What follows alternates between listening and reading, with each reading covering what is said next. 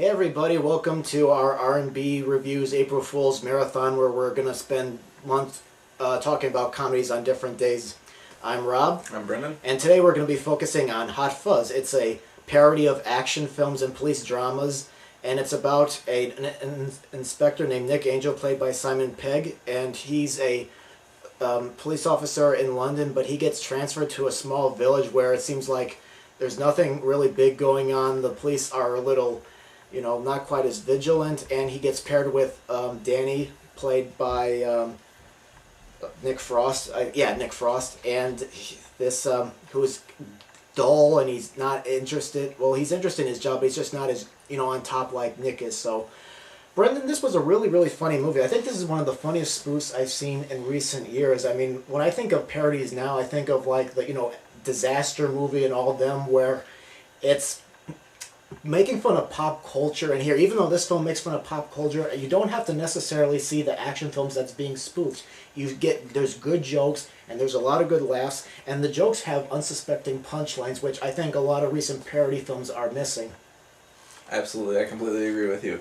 It's a terrific spoof. To me, it's actually more than a spoof. I mean, it parodies like European crime thrillers and police films, but what it does so well is it's a good comedy that you kind of forget it's a spoof while you're watching it, probably until like the last 20 minutes or so when it really kicks into like high octane. I mean, like they spoof everything down to police paperwork, because that's become a big thing in society now, how much police have to do, and they do that by showing it like they would show an action scene with all the quick cuts and all the Tony Scott kind of edits. Yeah, this is like how you would actually see action films. I mean, what I learned with parodies is sometimes they're like film is shot in it like the films that they're parodying. Like during the suspenseful scenes, there's the low, deep music that they use, and you mentioned the quick cuts, and I think, and this film really put a smile on my face because it's for me it's a breath of fresh air. I mean, the problem I have with the Date movie and all those other films is that they make fun. There's too much pop culture, and I bet some of these people are going to be forgotten in 30 years. And when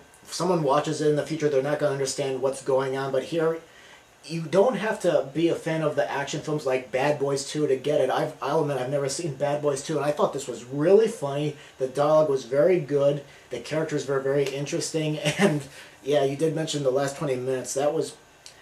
For me, that was probably the biggest problem with this movie. I mean, up to this point, there's some good jokes and some very good psych gags, and then all of a sudden it turns into something from an actual action movie, and there's some gags and jokes, spread out a little bit, but I just feel like it was too much like it's actually from an action movie.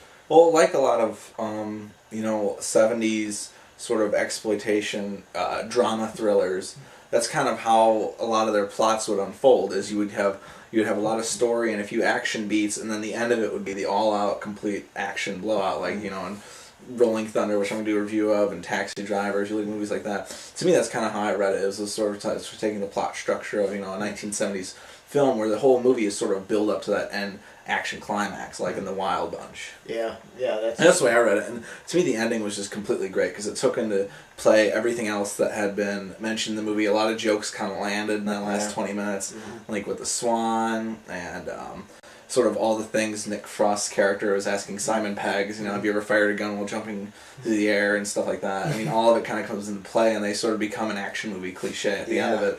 And it makes it much more entertaining to me, and it was actually a much better action sequence than most action movies these days. Yeah, that's true. I mean, speaking of Simon Pegg and Nick Frost, they made a great team. I would love to see a TV show based on these two characters. I thought they worked very well. They're completely different. Nick Angel, played by Simon Pegg, he takes his job just a little bit too seriously, and Danny is not quite on the same level. He's a little goofy and a little silly sometimes. Yeah, he's more into sort of pop culture and films. I mean, he's more like, I want to say, a lot of the audience watching the movie. He sort of has that action movie enthusiasm, and he kind of is a cop because of what he saw in movies like Dirty Harry and stuff like that. Yeah, and when I was watching this movie, I was like, this movie was made in Britain, so I was like, why can't Americans make good spoofs anymore? It's like, ever since Mel Brooks hung it up, I felt like there hasn't been too many good spoofs coming out like in the last 10 years.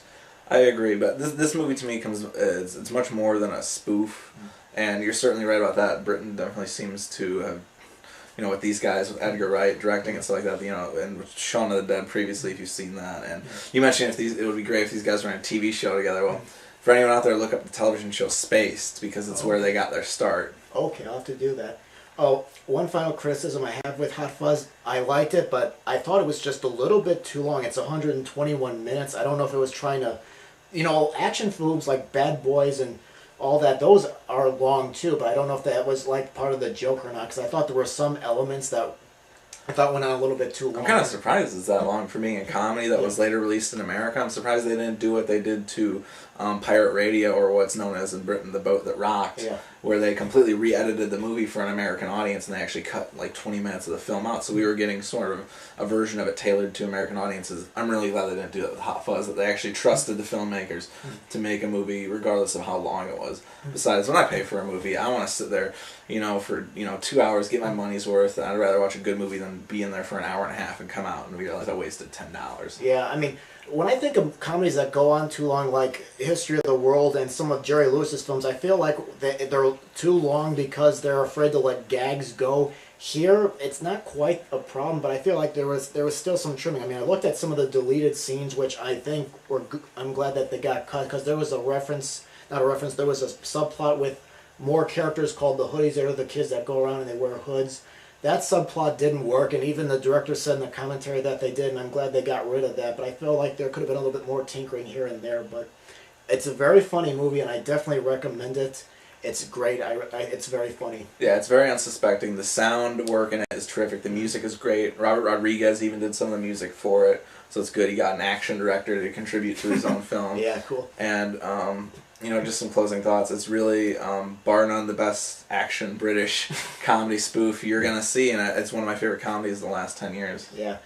Okay, so that's it for our review for Hot Fuzz. We definitely recommend that you go out and check it out if you have not seen it. So please leave your thoughts in the comments below about what you think of the movie if you have seen it, or, of course, the comments you have about the review in general. We appreciate that very much. So thank you very much for watching, everybody. See you next time.